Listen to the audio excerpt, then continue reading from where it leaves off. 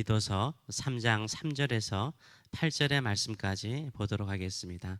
우리도 전에는 어리석은 자요 순종하지 아니한 자요 속은 자요 여러 가지 정욕과 향락의 종노릇한 자요 악독과 투기를 일삼은 자요 가증스러운 자요 피차 미워하는 자였으나 우리 구주 하나님의 자비와 사람 사랑하심이 나타날 때에 우리를 구원하시되 우리가 행한 바 의로운 행위로 말미암지 아니하고 오직 그의 긍휼하심을 따라 중생의 씻음과 성령의 새롭게 하심으로 하셨나니 우리 구주 예수 그리스도로 말미암아 우리에게 그 성령을 풍성히 부어주사 우리로 그의 은혜를 힘입어 의롭다 하심을 얻어 영생의 소망을 따라 상속자가 되게 하려 하심이라.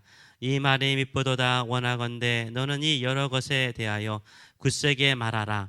이는 하나님을 믿는 자들로 하여금 조심하여 선한 일을 힘쓰게 하려 함이라. 이것은 아름다우며 사람들에게 유익하니라. 아멘. 오늘 이 말씀을 가지고 우리가 받은 구원의 과정이라는 제목으로 같이 은혜를 나누기로 원합니다. 구원이란 무엇일까요? 제가 초등부 사역을 할 때 속리산 기슭으로 계곡에 갔습니다. 거기에서 제가 익사할 뻔했습니다. 내가 물에 빠져서 죽음의 상태, 죽을 수밖에 없는 상황이 바로 구원받기 이전의 상태죠. 그때 거기 기도원 하셨던 목사님이 저를 끄집어내 주셨습니다. 그래서 살아났습니다. 구원받는다는 것은 무엇을 말합니까? 내 스스로 내가 생명이 아니라 죽음의 상태에 있을 때를 말하는 것입니다. 그때 다른 사람을 통해서 다른 존재를 통해서 끄집어내는 것을 구원이라고 말하죠. 성경에서 말하는 것은 우리가 죽음의 상태, 사망의 상태에서 끄집어내는 상태로만 설명하지 않습니다.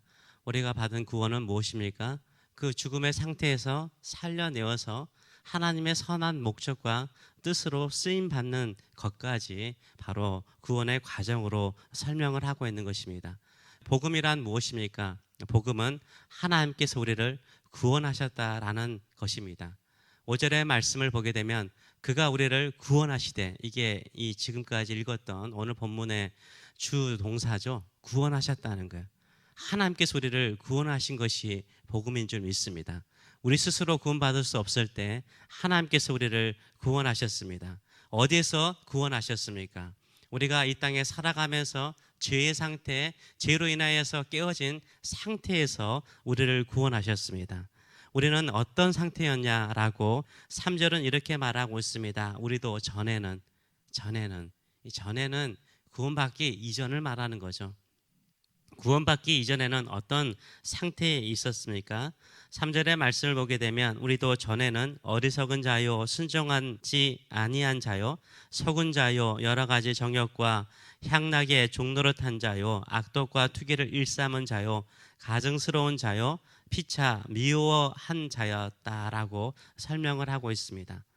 이것을 세 가지로 분류를 할 수 있는데요. 이 죄악의 상태죠. 하나님을 향하여서는 우리가 어떻습니까? 어리석다는 거예요. 어리석은 자요 순종하지 않는 자였다라고 말하고 있습니다. 어리석다는 말은 미련할 정도로요 하나님을 믿지 않고 멀리한 상태를 말하고 있어요. 참 그렇죠. 우리가 하나님을 믿기 이전에는 미련할 정도로 하나님을 멀리하죠. 하나님을 외면하려고 그러죠. 순종하지 않았다, 이 말은 고집을 말하는 거죠. 끝까지 고집스럽게 하나님을 순종하지 않는 상태, 믿지 않는 상태를 말하고 있는 것입니다. 두 번째로는 이렇게 미련하게 하나님을 떠나면요 어떻습니까? 유혹을 받습니다. 사로잡힘을 당합니다. 그 다음에 구절을 보게 되면 속은 자요 여러 가지 정욕과 향락의 종로를 탄 자라고 말하고 있는데, 이 단어는 수동태입니다. 내가 스스로 이런 상태에 빠진 것이 아니라 다른 외부적인 존재에 의해서 끌려갔다는 거예요. 우리가 하나님을 멀리하고 하나님을 믿지 않잖아요. 그러면 우리를 가만히 두지 않아요. 사탄과 이 세상의 영적인 존재들과 우리의 정욕과 이 외부의 유혹들이요 우리를 가만히 두지 않아요. 우리를 속입니다. 그리고 정욕과 쾌락에 살게 만든다라고 말을 하고 있습니다. 우리가 속으면서도요 속는 줄 몰라요. TV의 광고를 보면요 참 매혹적이죠. 보면은 꼭 사게 되는 경우가 참 많습니다. 특별히 자기가 좋아하는 거, 관심 있는 것이 딱 광고에 나오면 값을 지불하고도 그것을 반드시 사요. 광고하는 사람들은 어떨까요? 어떻게 하든지 우리 눈과 마음을 끌어당겨서 우리가 사게 만드는 거죠. 일종의 속이는 거죠. 사서 우리 돈을 쓰게 만드는 거예요.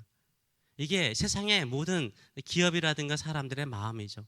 사탄도 마찬가지죠. 우리가 향락과 쾌락 속에서 하나님과 점점점 더 멀어지게 만드는 것이 우리를 죽음의 상태, 죄악의 상태로 빠지게 만든다라고 말을 하고 있습니다. 세 번째로는 어떤 상태를 말합니까? 하나님과 멀어지고 속아서 살잖아요.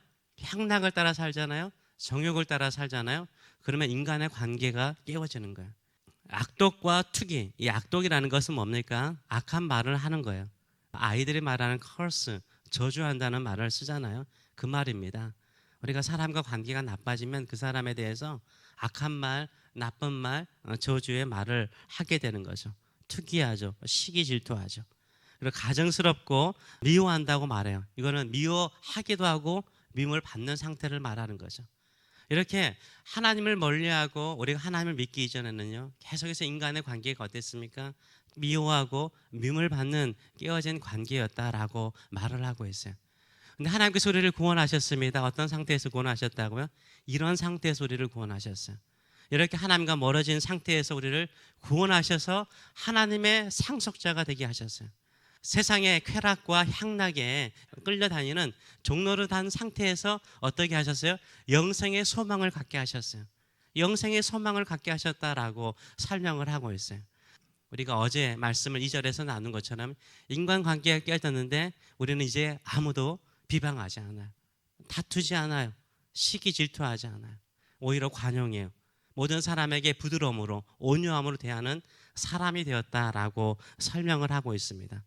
구원은 분명한 것입니다. 하나님과 멀어지고 사단의 종이 되어서 쾌락의 종이 되어서 정욕의 종이 되어서 살았던 우리 서로 간에 시기 질투하면서 하루하루 사람 만나는 것이 두렵기도 하고 그 사람을 생각할 때마다 마음이 괴로웠던 상태에서 하나님께서 우리를 구원하셨어요. 끄집어내셨습니다. 인간의 관계 속에서 어떻게 사느냐? 관용하며 온유하며 비방하지 말고 다투지 말며 살라라고 말씀하셨어요. 어디에 소망을 둘 것인가? 이 땅에 사라지는 것에 소망 두지 말고 영원한 영생에 소망을 둘라라고 말씀하세요. 너는 이 세상에 속한 사람이 아니다. 하나님의 상속자다. 하나님의 기업을 받은 상속자라고 우리를 구원하여 주신 줄 믿습니다. 이런 영광의 구원을 받는 것은 우리의 행위로 이루어진 것이 아니라고 설명을 해요. 뭘로 됐습니까? 하나님의 긍휼하심으로.